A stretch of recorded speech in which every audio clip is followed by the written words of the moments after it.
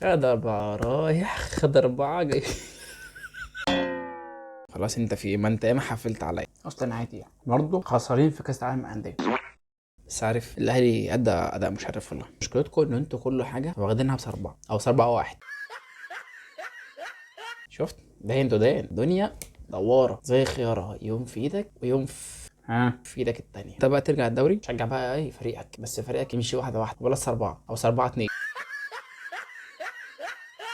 حسن انا باخد حقي منك عشان عارف هرجع الدوري وهتغلب وهتحفل عليا من تاني، فانا اخد حقي منك وانت مغلوب. خليكم انتوا بتوع الدوري وعمركم ما صعدوا كاس العالم انديه خالص. انت اصلا اخركم تشوفها في التلفزيون، ب4 رايح ب4 جاي، 8 تجوان في ماتشين.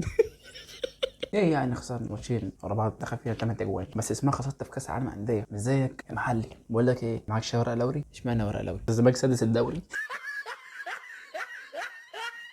عادي لسه الدوري ما خلاص، والعبره بالخوازيق بالخواتيم بنص ما بس الخوازيق دي. ولا انت بتضحكونا اكتر من مسرح مصر؟ سعيد نيمار دخل بكوبايه الشاي الملعب، شرب سجاره قبل الماتش وداخل بيحبسها بكوبايه الشاي في الملعب. ايوه يا عم، ايه المشكله؟ احنا لعبتنا بتحب تتكيف في الملعب، ايه يعني لعيب دخل بكوبايه الشاي الملعب؟ فريق مضحك بصراحه، انت عندك حق. انا كزملكاوي ضحك، شوف الضحك وصل لحد فين، داخل اسخن بكوبايه شاي، المره الجايه اخش البطاريه بقى، مش بعد لو مرتضى منصور جايب شاي برد.